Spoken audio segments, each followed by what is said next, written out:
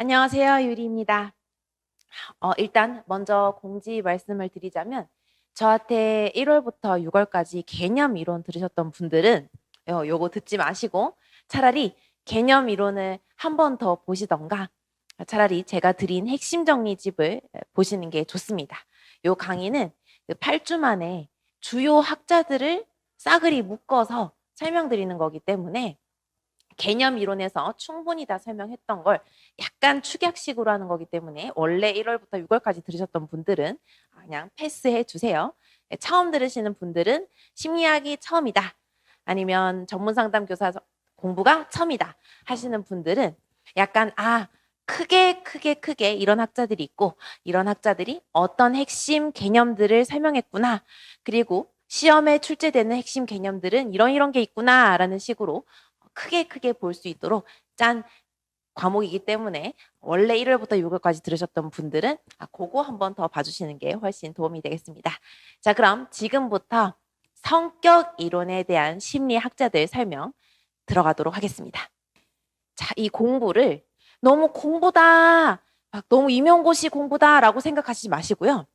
성격 이론만큼은 내 주변 친구들을 생각하면서 사람들의 성격은 어떻게 형성되는지를 떠올리면서 공부하시면 훨씬 더 이해가 잘 됩니다. 너무 공부다라고 생각하시면 뭔가 개념이 너무 학문적이고 또 개념적이고 이론적이고 하는 경향이 있는데 그냥 우리 간단하게 생각하세요. 사람의 성격은 어떻게 이루어지는가? 그럼 첫 번째, 사람의 성격이 이루어지는 거에 대해서 심리학과에 입학해서 1학년 때 교수님이 심리학 개론 시간에 묻습니다. 자, 손 들어보라고. 사람 성격은 엄마 뱃속에서부터 선천적으로 타고난다. 손 들어보라고 합니다. 손 들겠죠? 그 다음에 사람 성격은 태어난 이후에 환경에 의해서 성격이 형성된다. 손 들어보라고 하면 또 손을 듭니다. 아주 간단하게 이겁니다. 자, 타고나기로 우리가 가장 많이 쓰는 단어 성격, 다혈질이란 말을 쓰죠. 자, 다혈질은 타고나기로 왠지 정해지는 선천적인 피 같은 느낌이 듭니다.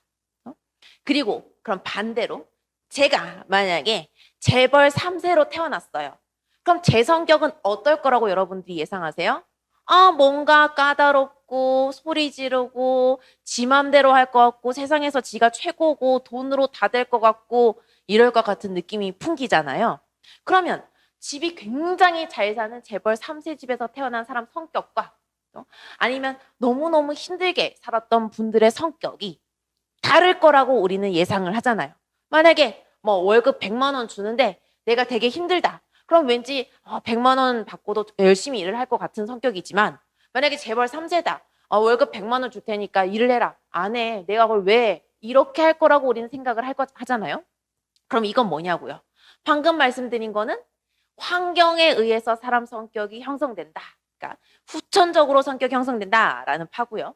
전자는 다혈질, 그다음에 기분파, 그다음에 성격이 센 사람, 그런 사람들은 타고나기로 약간 성격이 그렇다. 우리 미국의 전 대통령 트럼프를 생각해 보세요.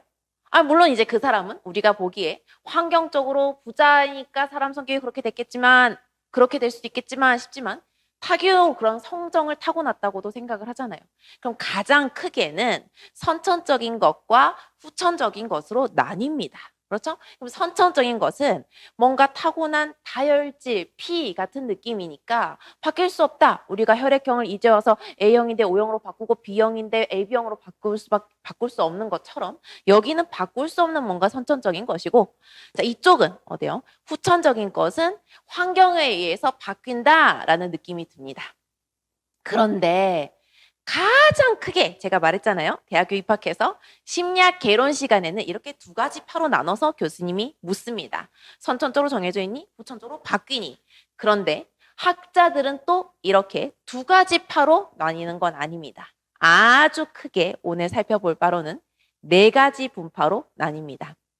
그런데 그 네 가지 분파가 방금 선천, 후천으로 나눠지는 것처럼 정확하게 어떠한 그런 학파들이 딱 나는 타고난 거야. 아니야. 난 후천이야 라고 나눌 수 있는 건 아니고 그 어떤 학자들이 중심으로 난 이런 거라고 생각해, 성격은 이렇게 형성된다고 생각해, 난 이렇게 형성된다고 생각해 라고 학자들 한 명 한 명의 분파들이 나누어져서 4가지 분파로 나눠집니다.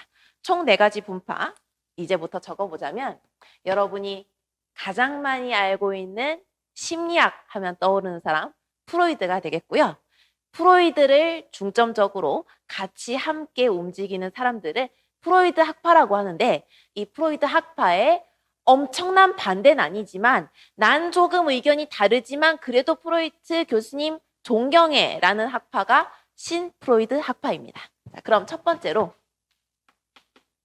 프로이트 학파가 있고요. 이 프로이트 학파에는 당연히 프로이트, 또 여러분이 잘 알고 있는 두 번째로 유명한 사람 융이 되겠고요. 그 다음 제가 제일 사랑하는 사람 아들러가 되겠습니다. 자, 요렇게가 프로이드 학파가 되겠고요. 난 프로이트 교수님 굉장히 존경하지만 의견이 조금 달라라고 하는 신프로이드 학파가 있습니다. 신프로이드 학파에는 누가 있냐? 에릭슨이 있고요. 그 다음에 호나이, 설리번,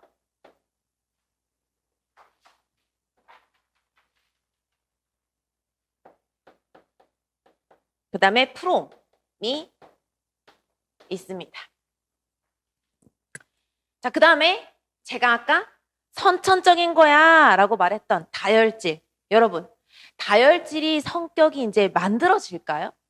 내가 만약에 타고난 성정은 굉장히 조용하고 내성적이고 막 자극 자체를 싫어하고 혼자서 집에서 음악 듣고 책 읽는 걸 좋아하는 사람인데, 엄마 아빠가 환경이 유리야, 도전적으로 살아야지, 경험적으로 살아야지, 약간 진취적으로 살아야지 라고 막 밀어붙인다고 내가 타고난 성격이 엄청 소극적인데 갑자기 막 다혈질이 돼서 막 기분파로 막 오늘 기분 나쁘면 소리 지르고 막 책상 집어 던지고 할 수 있습니까?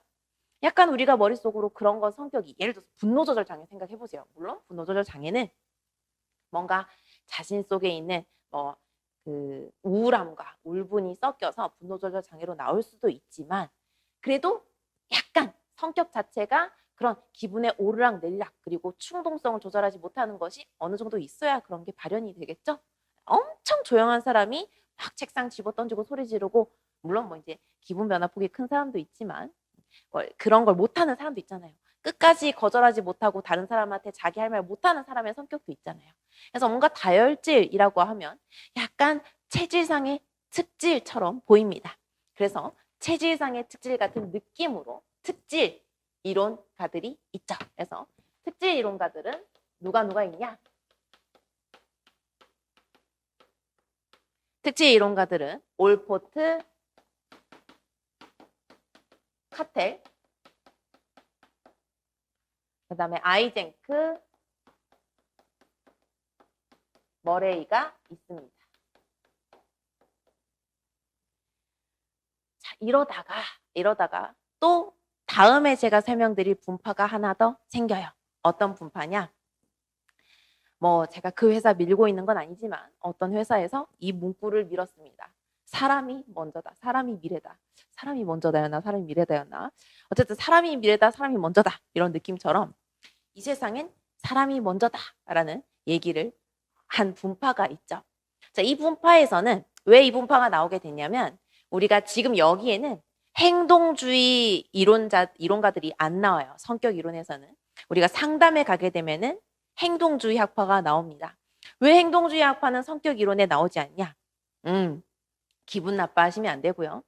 인간도 동물처럼 뭔가 강화를 주면 더 행동의 빈도가 올라가고, 처벌을 하게 되면 행동의 빈도가 떨어진다라고 말하는 사람들이 행동주의 이론가들이 되겠습니다. 그래서 행동주의 이론가들은 그런 얘기를 하죠. 나에게 뭐 12명의 사람을 데리고 와라. 만약에 첫 번째 사람은 변호사, 두 번째 사람은 의사, 세 번째 사람은 간호사, 네 번째 사람은 운전기사, 이렇게 다 정해주면 나는 갓난아기 때부터 그 사람들을 강화시키고 처벌을 해서 너네가 말한 대로 첫 번째 사람은 변호사로 만들어줄 거고 두 번째 사람은 의사로 만들어줄 거다. 그렇게 사람은 조작을 통해서 성격을 바꾸고 행동을 바꾸게 하는 거다라고 말하는 사람들이 행동주의 이론가들이 되겠습니다. 그래서 성격 형성이 강화와 처벌로 된다고 생각하는 사람들이기 때문에 딱히 성격 이론에서는 이론이 없습니다. 그래서 행동주의들이 빠지거든요. 그런데 제가 왜 갑자기 다음 분파 얘기하는데 행동주의가 나왔냐? 자, 행동주의에서 뭔가 사람을 우리가 동물 간식 주는 것처럼 뭐 기다려 이거 하잖아요. 그 강아지한테 기다려 이렇게 하면 이제 강아지가 먹을 걸고 먹으려고 하다가 이렇게 가만히 있고 먹어 그럼 먹고 한 바퀴 돌아 그럼 돌고 그다음에 뭐 빵 하면 이렇게 쓰러지고 하는 거 하죠. 그런 것처럼 사람도 강화와 처벌로 뭔가 그 사람을 바꿀 수 있다라고 행동주의들이 얘기를 하니까 다음에 말할 어떤 사람들 인본주의 학자들이 인본주의 학파가요. 누구누구가 나타나죠? 메슬로우와 로저스가 나타납니다. 메슬로우가 로저스가 나타나서 어떻게 사람을 그렇게 동물처럼 강화 처벌로 성격이 형성된다고 생각합니까? 뭐가 중요하죠? 내 안에 무언가 씨앗을 갖고 태어나는 겁니다. 자, 근데 이 씨앗은 어떻냐? BTS는 뭔가 음악적인 것으로 다른 사람들한테 영향을 주고요. 유재석 씨, 강호동 씨, 신동엽 씨, 또 누구 있죠? 전현무 씨. 그 다음 또 유명한 MC분이 누구 있죠? 네, 이런 분들은 MC로서 다른 사람들을 즐겁게 하고 어우르게 하는 씨앗을 타고납니다. 자, 김연아 씨는 어떻게 해요? 피겨로 다른 사람들한테 영감을 주도록 그 씨앗을 타고났고요. 또 우리가 시중에 대중의 노래들을 부르다 보면 어떤 노래를 들으면 눈물이 날 때도 있고 너무 공감할 때도 있고 답답할 때 들으면 속이 시원해진 노래도 있습니다. 그 노래 만약에 나에게 여러분에게 자 행동주의처럼 강화를 준다고 돈 500만 원 줄게 하루에 500만 원 줄 테니까 작곡을 해봐 그런다고 해서 제가 작곡이 되나요? 여러분이 작곡이 돼요? 하루에 1000만 원 줄 테니까 오늘 한번 멋진 소설을 써봐. 그래 오늘 하루 아니더라도 1년 줄 테니까 베스트셀러 소설을 써봐. 내가 10억 줄게. 한 달 안에 쓰면 돼. 그렇다고 내가 멋진 글이 써지나요? 자기만의 뭔가 능력을 가지고 태어나는데 이 씨앗을 자아 실현을 하게 만드는 건 상담자가 내담자를 수용함으로써 그 내담자가 가진 씨앗을 발현시키게 한다라는 학파가 바로 메슬로우와 로저스가 되겠습니다. 인본주의 학파죠. 사람을 가장 중요시 여기는 학파가 되겠습니다. 자, 마지막으로 아까 제가 대학교에 오면 심리학 이론 시간에 자 선천적으로 성격은 타고난다 손 들어보세요가 있었고 두 번째로 후천적으로 성격은 환경에 의해서 형성이 된다라는 사람들 손 들어보세요 라고 교수님이 묻는다고 했죠. 마지막 학파가 사회 쪽에서 사회 환경 때문에 사람의 성격이 형성된다라고 생각하시면 되는 여기가 사회 학습 쪽으로 보고 있는 사회학습 학파가 되겠습니다. 자, 여기엔 누구누구가 있냐면요. 켈리, 로터, 반도르가 있습니다.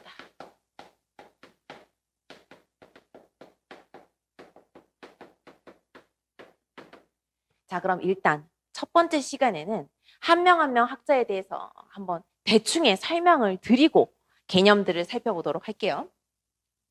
자, 프로이트와 융과 아들러는 일단 프로이트를 주축으로 융과 아들러가 프로이트 의견을 따르지만 조금의 다른 면이 있었죠. 그럼 하나하나씩 개념들을 살짝 살펴보도록 할게요. 자, 그럼 프로이트는 뭐가 제일 중요하냐? 사실 우리가 알고 있기로는 무의식이 가장 중요합니다. 그런데 무의식 다음으로 중요한 것이 우리는 자아방어 기제라는 단어를 알고 있죠. 그래서 프로이트가 자아방어 기제라는 단어를 만들어내는데요. 자, 이 자아방어 기제는 왜 나올까요?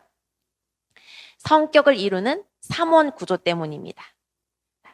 자아, 원초와 초자아가 있죠. 자, 원초아는 어떤 친구예요? 가장 본능적인 친구예요. 자아는 어떤 친구예요? 가장 이성적인 친구입니다. 초자아는 어떤 친구예요? 가장 도덕적인 친구죠.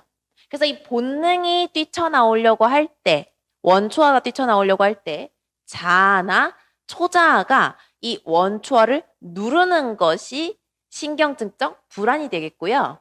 이 신경증적 불안 때문에 파생되는 아이들이 자아 방어 기제입니다.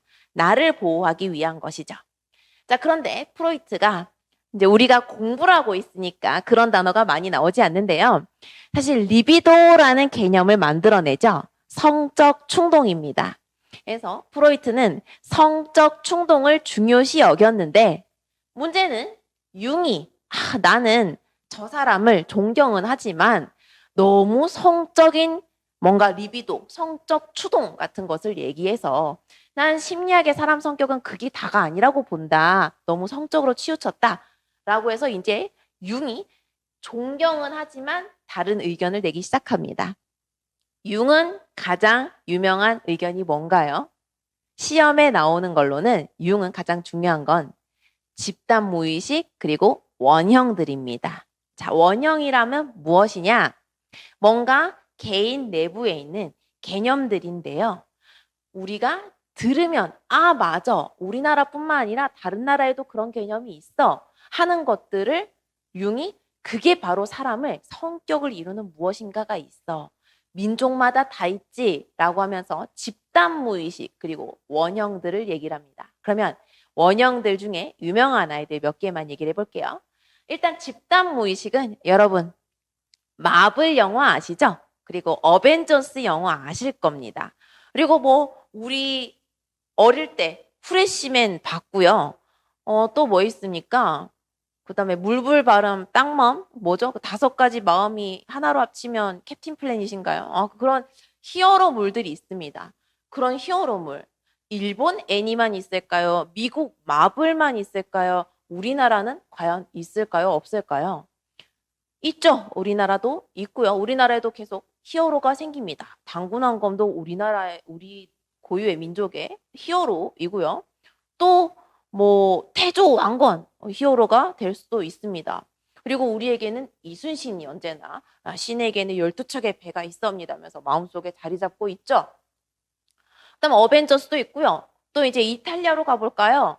고대 그리스 로마 신화를 보면은 우리가 나 그거 나한테 아킬레스건이야. 아킬레우스 이름을 따온 거죠. 그다음에 이집트에는 투탕카멘을 지키는 누구들이 있죠? 그 개대가리 뱀대가리 분들이 있잖아요. 그 이렇게 신이 있죠. 언제나 어느 나라나 신이라는 것이 있습니다. 그럼 뭐냐? 그거는 온 민족들이 서로 각각의 신을 모시는 집단 무의식이다. 아니, 우리나라 당군 왕검이 갑자기 그 시대 때 다른 나라 가가지고 너네 고대 그리스 로마 신화 써라. 아킬레우스 그거 이 얘기 넣어야 돼. 이러고 또 중국에 가서 너네 주작도 만들고 드래곤 만들어. 용 만들어서 나중에 아시아가 다 용을 쓸 거야. 용을 미리 만들어 놔. 이렇게 얘기하고 또 어디 갈까요? 그 다음에 이제 그분들이 다 만들고 나서 저기 마블 영화사 가가지고 어벤져스 만들어. 우리가 지금 그리스 로마 신화부터 다 만들어 놨으니까 현대판으로 또 하나 만들어야지 하면서 히어로물 만들어 놓는 거 아니잖아요. 그래서 뭔가 집단 무의식이라 함은 민족마다 대대로 갖고 있는 사람들 마음속에 무언가라고 설명하는 것이 집단 무의식이 되겠고요. 자, 원형 중에 가장 유명한 걸로는 그림자가 되겠습니다. 내 안에 추악한 면이죠. 저도 마찬가지고 여러분도 마찬가지고 내가 너무너무 착하고 좋은 면만 있나요? 내가 꼴 보기 싫은 나의 면이 있습니다. 심지어 그 꼴 보기 싫은 나의 면을 자각하는 사람도 있고 자각하지 못하는 사람도 있죠. 그 자각을 한다는 건 의식을 한다는 겁니다. 하지만 의식하지 못할 수도 있잖아요. 내가 나의 나쁜 면을 의식하지 못할 때 이제 그때는 어디서 나타나나요? 뒷담화에서 사람들이 쟤는 이성을 너무 좋아해. 환장해 아주.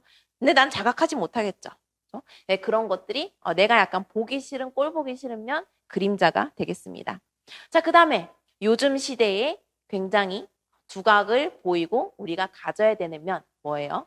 아니마와 아니무스가 되겠습니다.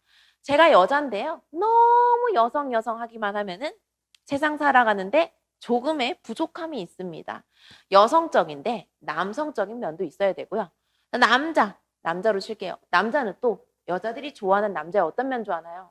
그 사람 너무 세심하고 배려 깊어. 세심하고 배려 깊다는 말이 뭔가 남성적인 단어인가요? 여성적인 단어였잖아요.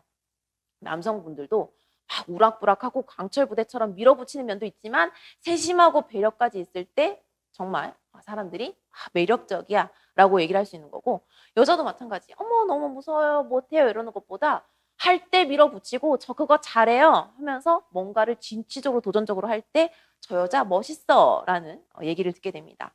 예를 들면 옛날에는 뭐 어떤 가수들 여가수들 좋아했는지 모르겠지만 지금은 제시 같이 할 말 다 하는 사람들을 좋아하고, 또 뭐 요즘에 아이돌 여자분들이 다 뭐 먹방도 열심히 하시고 진취적으로 무언가를 하잖아요. 네, 그런 거를 더 사람들이 이제는 아니마와 아니무스를 중요하게 여긴다는 것이죠. 자, 그런 것들이 이제 6만의 고유적인 개념들이 되겠습니다. 하나하나만 이제 조금씩만 짚어가고 좀 이따 본격적으로 할게요. 자, 아들러는 가장 유명한 단어 뭐죠? 열등감입니다. 하지만 열등감은 긍정적인 단어라고 보실 수 있어요. 그럼 뭐가 문제가 되죠? 자, 우리의 목적은 뭐예요? 우리가 지금 심리학을 배우고 전문 상담 교사를 배우는 이유는, 여러분 절대 목적을 잊으면 안 돼요. 우리가 전문 상담 교사로서 학교에 갔을 때 심리적으로 마음이 아픈 친구들을 우리가 마음을 돌봐주러 출동하는 겁니다. 그러면 열등감은 제가 긍정적인 단어라고 했잖아요. 이 세상에 열등감이 없는 사람은 없습니다. 내가 이 나라의 대통령이 된다고 해도 나에게는 어떠한 열등감이 있어요. 열등감은 누구나 가지고 있는 것이고요. 그럼 제가 방금 왜 우리가 상담교사로 출동해서 아픈 친구들의 마음을 어루만져주는데, 그럼 부정적인 단어, 우리가 공부해야 되는 단어가 뭐냐? 열등감, 컴플렉스가 되겠습니다. 컴플렉스란 단어 많이 쓰시죠? 쟤는 외모가 컴플렉스래, 쟤는 학벌이 컴플렉스래 라고 얘기를 하잖아요. 자, 이 컴플렉스란 단어는 누가 만들었죠?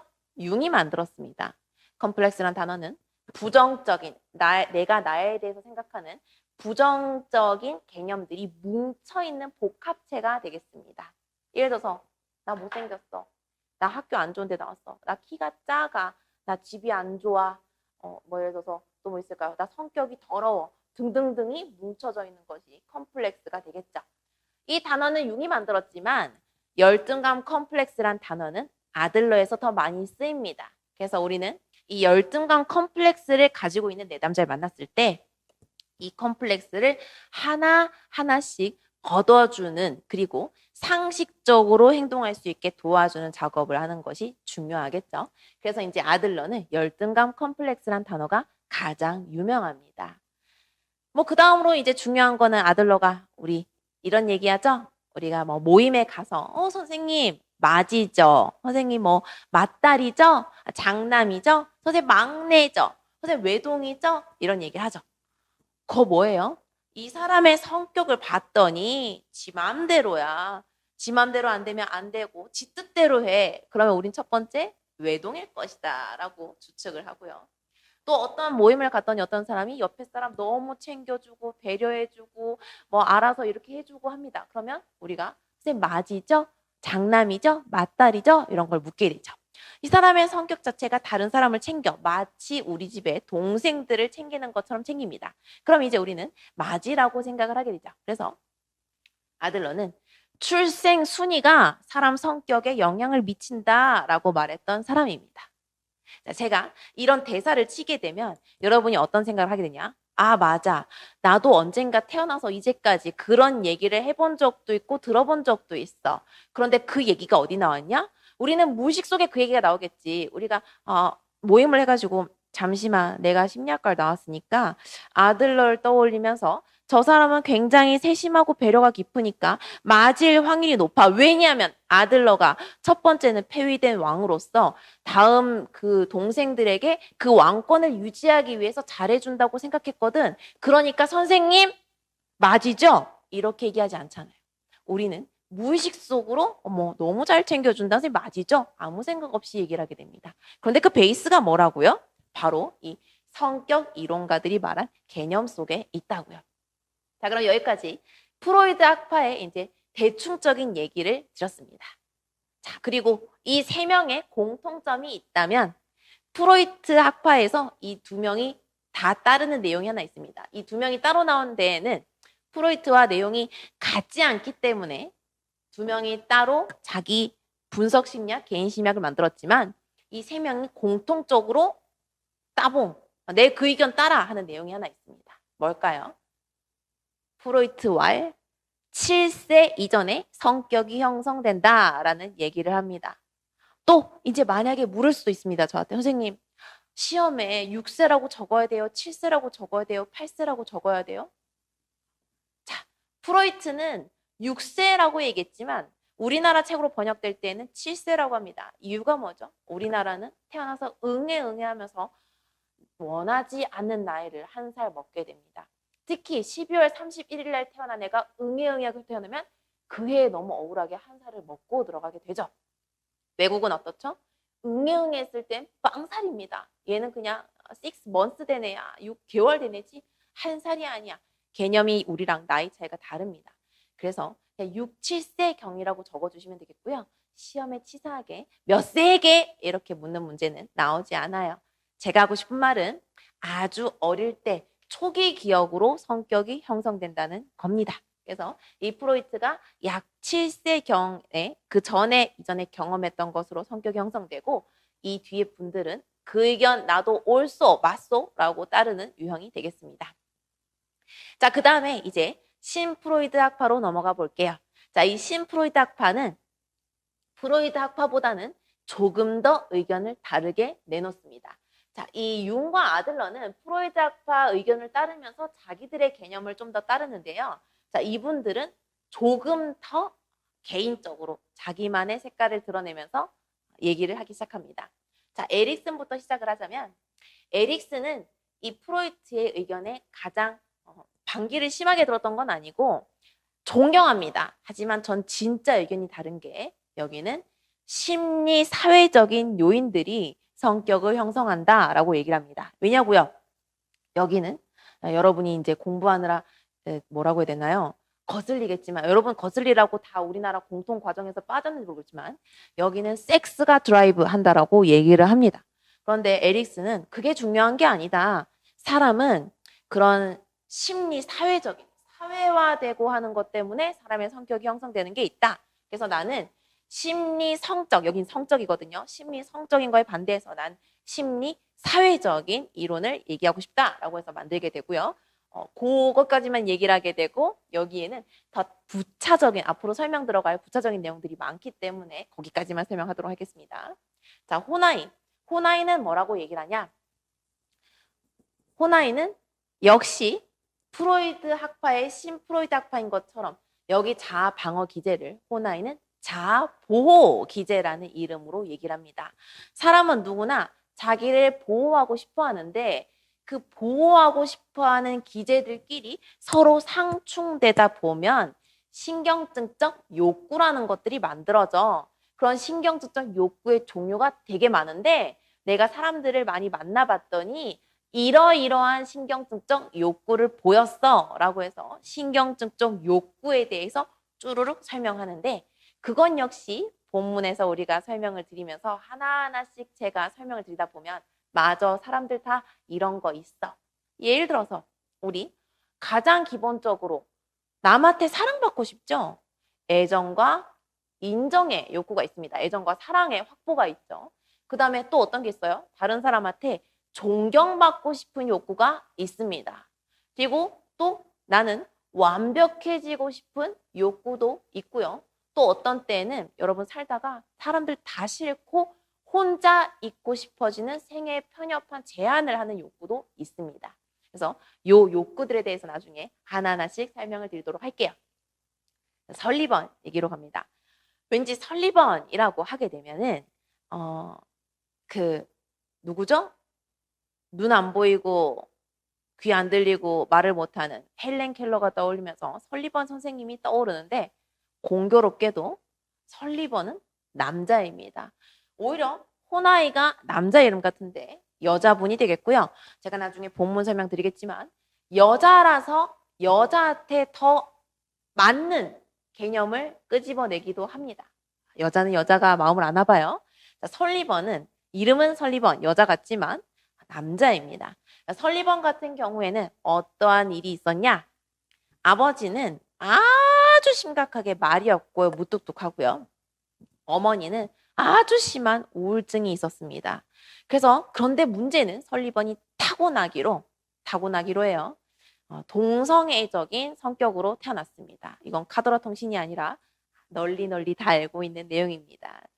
그래서 이제 설리번이 남자인데 남자를 좋아하고 어릴 때부터 그랬어요. 그러고 어머니는 심한 우울증으로 설리번과 대화를 할 수 없었고요. 아버지는 진짜 병적으로 말이 없어서 다른 사람에게 관심이 없어서 설리번은 어릴 때 너무너무 외로웠습니다. 너무너무 외로웠는데 차라리 내가 어릴 때부터 외로웠어. 그런데 그냥 대부분의 사람들처럼 이성에게 관심이 있었으면 차라리 이성에게 사랑이라도 받을 수 있었을 텐데 또 설리번은 남성인데 남성을 좋아했던 겁니다. 자, 여러분 생각해봐요. 내가 여자인데 여자가 너무 지극히 날 좋아해. 사랑해. 그죠? 뭔가 우정 이상의 감정이야. 자, 남자라고 생각하시면 내가 남자인데 남자가 날 너무 좋아해. 그죠? 이거는 친구 이상이야. 그러면 마음이 편할까요? 불편할까요? 불편하겠죠? 그래서 설리번은 뭘 중요시 여깁니까? 대인관계가 사람 성격을 형성한다라는 자기만의 이론을 만듭니다. 제가 개인적으로 이 이론가들 중에 가장 미워하는 사람이 설리번이 되겠어요. 왜냐하면요. 우리는 인간이 너무 다양하기 때문에 사회생활을 하다 보면은 우리가 다 회사에 가서 뭐 때문에 퇴사한다고 하죠? 사람 간의 사이 때문에 힘들어서 퇴사하는 게 가장 많다고 하잖아요. 모든 사람이 다 다릅니다. 심지어 난 우리 엄마 아빠 뱃속에서 태어났는데도 불구하고 우리 엄마 아빠랑 성격이 달라요. 모든 사람이 성격이 다양하기 때문에 달라서 대인관계에 문제가 생기는 건 필연적인 요소입니다. 하지만 설리번은 그 대인관계로 인해서 사람의 성격이 형성된다라는 이론을 만들면서 우리를 공부하게 만들어서 전 별로 좋아하지 않습니다. 그렇죠? 내가 태어나서 예를 들어서 내가 이론을 썼는데 사람은 굶으면 배가 고파라는 이론을 썼습니다. 여러분 그게 그렇게 좋아요? 그것 때문에 내가 막 몇 가지의 개념들을 만들어내면서 굶으면 말이지 피자가 생각날 때가 있어, 치킨이 생각날 때가 있어, 짜장면이 생각날 때가 있다, 탕수육이 생각날 때가 있다. 그래서 막 개념들을 만들어냈어요. 시험에 나오게끔. 좋아요? 굶으면 배가 고프겠지. 그래서 저는 설리번을 별로 좋아하지 않습니다. 모든 사람이 다 다르기 때문에 대인관계에서 문제가 생긴 건 당연한 건데 자기의 경험을 이론으로 쓸데없이 우리를 공부하게 많은 개념들을 만들어냈어요. 그래서 가장 좋아하지 않는 학자가 되겠습니다. 자, 프롬. 에리 프롬입니다. 에리 프롬의 사랑의 기술인가요? 사랑의 기술 맞나요? 책을 썼죠. 그래서 뭔가 사랑의 테크닉 같아서 읽어봤더니 철학 얘기야. 이게 뭔 소린지 알아듣지도 못하겠어. 가끔씩은 읽다가 공감 가는 부분이 있는데 그런 건 한 100페이지 중에 한 줄뿐이야. 읽다가 물론 저는 한 번 읽으면 책을 읽으면 포기하지 않기 때문에 다 읽었지만 별로 마음에 와닿는 구절 하나 없이 빨리 덮어버린 책이 되겠습니다. 에리 브롬의 사랑의 기술. 생각이 많은 건 알겠어. 근데 그 생각이 너무 수상적이고 철학적이야. 그래서 저랑은 잘 맞지 않았던 책이 되겠습니다. 자, 프롬은 말합니다. 인간은 언제 가장 성격이 이상해지느냐? 이상해지느냐? 언제냐? 자유가 너무 많을 때. 그러면 지금 예시 하나만 들어드릴게요. 여러분 지금 제 강의 이제 제가 드린 자료 보고 따라오고 계시죠? 그런데 자, 머릿속으로 상상을 한번 해보세요. 여러분 집에 있는 심리학책을 다 뺏어요. 다 뺏고 제가 준 교재 자료 다 뺏었어요. 그리고 여러분한테 자, 이제 여러분은 영풍문고나 교보문고에 이렇게 풀어놓고 자, 네가 전문상담 교사 공부를 할 건데 너 앞으로 시험 때까지 이 교보문고에 가둬놓을 거야. 이 교보문고 안에서 네가 막 책을 뒤져가지고 알아서 네가 공부해. 커리큘럼 이런 거 동영상 인강 이런 거 없어. 넌 일단 교보문고에서 핸드폰도 못 보고 못 나와. 네가 이 안에 있는 책들을 다 이용해서 공부를 하는 거야? 라고 하면 여러분은 어떨까요? 기쁠까요? 교보문고에 막 몇만 권의 책이 있는데 내가 이 몇만 권의 책에서 나에게 필요한 내용을 다 뽑아가지고 내가 한 약 600권의 책을 읽고 임용고시를 준비하겠어. 600권의 책을 읽는데 물리적인 시간이 들어가잖아요. 마음이 편할까요? 아니면은 제가 자료를 드리면서 자, 요 자료에서 핵심 단어를 배우시면은 시험에 핵심 단어가 나옵니다. 그리고 시험에는 요런 단어들이 나오니까 요런 단어들을 배웁시다 라고 하는 것이 마음이 편하겠어요.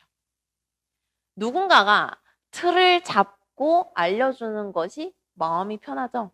지나친 자유는 마음이 불편합니다. 저 고등학교 들어갔어요. 너 수능을 칠 건데 커리큘럼, 국영수 뭐 이런 거 너가 하루에 공부하는 거 네 마음대로 짜봐. 그리고 안에 내용도 네가 다 짜. 국어 네가 뭐 어떤 거 공부할 건지, 수학은 네가 어떤 개념을 배울 건지를 네가 한번 혼자 짜봐. 수능 준비 너 혼자 하는 거야. 아무런 틀과 체계가 없어 라고 얘기하면 그때부터 공황장애가 오기 시작합니다. 수능은 쳐야 되겠는데 인생이 달려있는데 도대체 나한테 아무것도 안 주고 나보고 짜라 그럼 내가 선생이야? 나 혼자 어떻게 짜? 내가 무슨 교육과정 짜는 사람이야? 교육부야? 이렇게 될 거 아닙니까?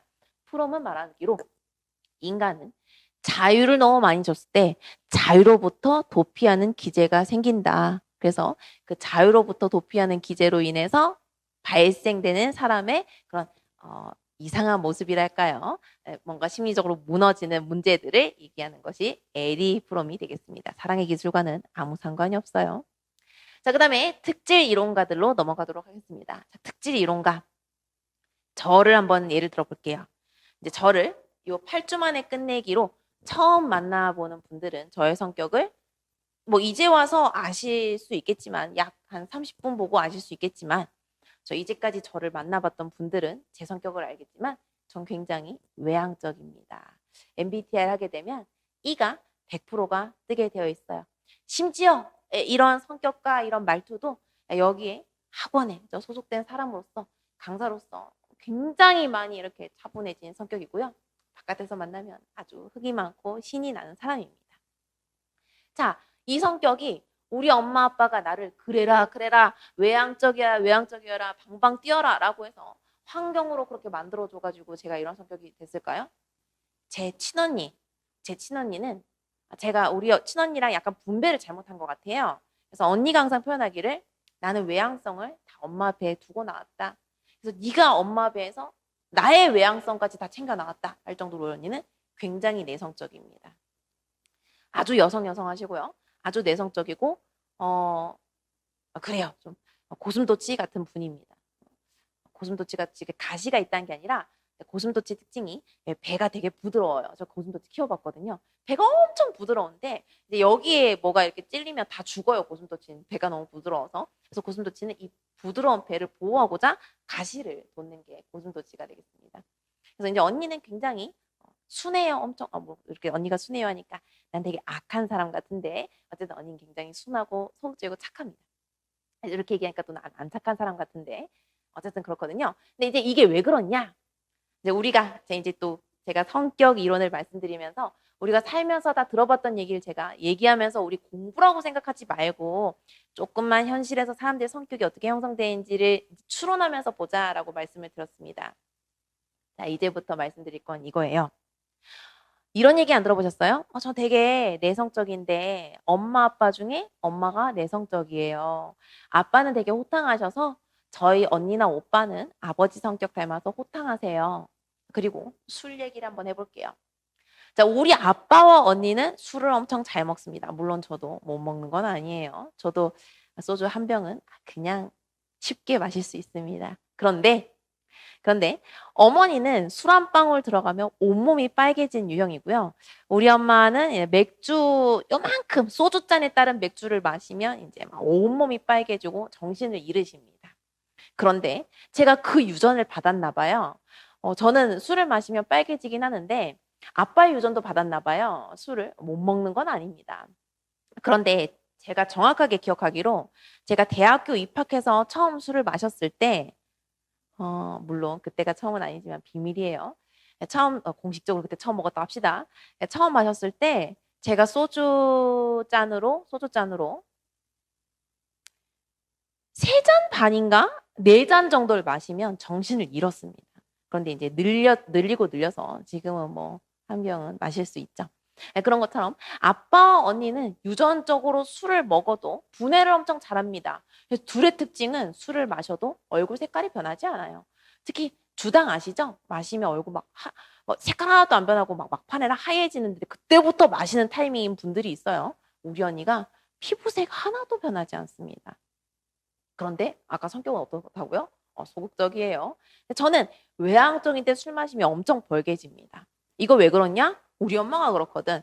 여러분 딱 술 먹고 얼굴 빨개지는 사람들 엄마 아빠 물어보면 둘 중에 한 명은 무조건 빨개진다고 합니다. 만약에 둘 다 안 그러면 저기 한번 유전자 검사를 부탁해 보시면 좋겠습니다. 어쨌든 농담이고요. 그런 것처럼 우리는 뭔가 유전적으로 내려받는 성격이 있다라고 생각을 하잖아요. 그래서 우리 이런 것도 있죠. 뭐 태양인, 태음인, 소양인, 소음인도 있고요. 우리가 체질이라고 말하는 것들이 있습니다. 어떤 사람은 같이 피자 한 판 먹었는데 누구는 정직하게 살이 찌고 누구는 피자 한 판에 치킨까지 먹었는데 살이 안 쪄요. 그럼 우린 뭐라고 하죠? 살 안 찌는 체질이구나. 살 안 찌는 체질. 환경으로 바꿀 수 있어? 아까 우리 선천, 후천 성격 얘기했잖아요. 어머님, 아버님이 그런 환경을 만들어줬어. 너는 먹어도 찌지 않는다, 먹어도 찌지 않는다는데 먹었는데 쪄. 그죠? 너는 먹으면 찐다 그랬는데 아무리 먹어도 안 쪄. 그건 타고난 선천적인 체질이 되겠죠?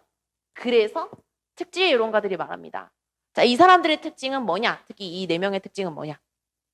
처음에 대학교 입학했을 때 과학 쪽으로 입학을 한 겁니다. 우리나라로 치면 자연대 쪽으로 입학을 한 거예요. 생명공학, 화학 이런 걸로 입학을 해서 이제 심리학은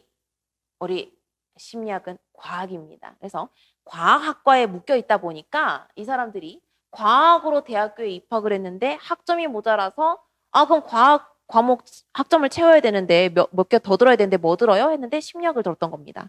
그런데 웬걸? 너무 재밌어. 빠진 사람들이 되겠죠. 그래서 이 사람들은 화학 쪽이다. 그 다음에 생명공학이다. 물론 우리가 말하는 생명공학인데 이때는 그런 거 없겠죠. 화학이다. 그 다음 또 자연대 그쪽으로 입학을 하다 보니까 뭔가 심리학을 과학적으로 풀어냈습니다. 그래서 체질이란 게 정해져 있더라. 그래서 이런 특질들이 있어. 라고 하면서 특질이란 단어를 시험에서 쓰되 우리가 이해하기 쉽도록 저는 체질이라고 이해는 하라고 합니다. 근데 당연히 우리가 공부를 해야 되기 때문에 특질이란 단어를 앞으로 제가 쓰죠. 근데 지금 이 시간만큼은 요 성격이 형성되는 거에 있어서 이해를 하기 위한 것이기 때문에 여러분 체질을 생각하시면 되겠습니다. 그래서 여기는 특질 이론가들의 여러 가지 사람들의 하위 특질 얘기들을 합니다. 자, 그 다음에 이제 아까 미리 말씀드렸지만 행동주의 학파가 사람을 강화와 처벌, 돈과 초콜릿 과자로서 이래라 저래라 만드는 것을 이 사람들은 아니 어떻게 그런다고. 예를 들어서 내가 작곡가로 태어났어. 내가 슈베르트로 태어났다. 내가 베토벤으로 태어났는데 행동주의 이론가들은 이겁니다. 슈베르트 음악 안 돼. 음악 안 돼. 베토벤 음악 안 돼. 너네는 변호사, 의사 시험 치지 않으면 내가 앞으로 빵이랑 과자를 주지 않을 거야. 해가지고 그 사람들이 그러면 나는 원래 음악을 엄청 좋아하지만 콩나물 대가리를 좋아하지만 공부를 한번 해보겠습니다 하면서 공부를 했으면 그 사람들이 공부를 엄청 잘할 수 있었을까? 그런 것처럼 이제 인본주의 학파들은 그런 거 아니다. 어떤 사람들은 음악이 너무 하고 싶은데 행정 일을 한다거나 공무원 일을 하다가 때려치우고 음악을 했을 때 자아 실현을 한 사람이 있다. 성공한 사람이 있다. 가수들 중에도 무명으로 다른 일을 하다가 갑자기 자기 꿈을 찾아서 그냥 저 다 때려치우고 제가 하고 싶은 거 하고 싶어서 했습니다. 라고 해서 성공하는 사람들이 있잖아요. 그래서 이 인본주의 학파에서는 사람이 가지고 태어난 자아 실현을 어떻게 발현시키느냐. 그래서 이 발현시키려면 그럼 어떻게 해야 되냐? 사람을 공감해주고 수용해주고 존중해주면 알아서 그들이 태어난 대로 자기의 꿈과 길을 찾아간다라고 말하는 학파가 인본주의 학파가 되겠습니다. 그래서 사실상 인본주의 학파가 탄생된 데에는 행동주의 학파가 너무나도 약간 난리 났네 난리 났어처럼 미국 심리학에서 굉장히 주도를 했기 때문에 저거 너무 비인간적이다라고 생각하면서 나타난 학파가 인본주의 학파가 되겠습니다. 마지막으로 우리 여기 학습이 붙었죠? 대리학습, 사회학습, 그 다음에 모방학습의 아버지 누구입니까? 미국에 엄청난 영향을 끼친 백인의 위인에 들어가는 반두라 선생님의 얘기가 되겠습니다. 그래서 이 반두라 선생님과 같은 의견을 가지는 켈리 로터 반두라가 아까 제가 말했던 성격 선천이야 후천이야 라고 했을 때 이 후천 환경이 사람을 만든다라고 얘기를 하는 분들이 이 세 명의 사람들이 되겠습니다.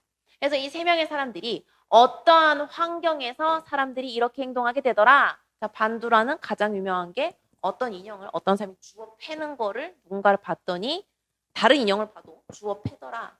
뭐죠? 모방학습이 되겠죠. 켈리가 중요하게 여겼던 사상은 이겁니다. 내가 말이야 인생 몇십 년 살아봤는데 있는 애들이 더해.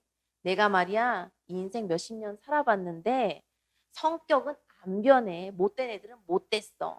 내가 인생 몇십 년 살아봤는데 관상이 이렇게 생긴 애들은 꼭 이런 일을 저지르더라 라고 말하는 자기만의 경험으로 축적된 것으로 성격의 형성이 되는 것을 켈리가 설명을 합니다. 제가 방금 말한 대사들 여러분 뭐 공감 갈 때가 예를 들어서 제가 최근에 나 지금 켈리 이거 이론 설명할 건데 뭐 좀 좋은 예시 없어? 인생의 경험으로 인해서 노하우가 생기고 그 인생의 노하우, 뭐 연륜 같은 게 있죠. 그 연륜으로 쌓이는 지혜 말이야 라고 얘기했더니 잘생긴 애는 얼굴값 하고 못생긴 애는 꼴값 한다는 거 그런 거 말하는 거야? 들어보셨잖아요. 안 들어보진 않았잖아요. 또 우리 똥 차가면 벤츠 온다 이런 거 등등등이 있잖아요. 그런 것처럼 사람이 살아봤더니 이렇더라 라고 이런 환경에서 이렇게 되더라 라고 얘기하는 것이 켈리가 말하는 성격 형성이 되겠습니다. 로터는 그 사회적인 환경으로 내 성격이 형성되는 걸 좀 더 세분화해서 어떤 행동을 나타나는 데에는 심리적인 상황과 기대와 가치라는 요인들이 섞여서 그 행동을 하게 되더라 라고 말하는 것이 로터가 되겠습니다. 그래서 로터 예시는 나중에 범죄자들을 통해서 예시를 한번 들어보도록 할게요.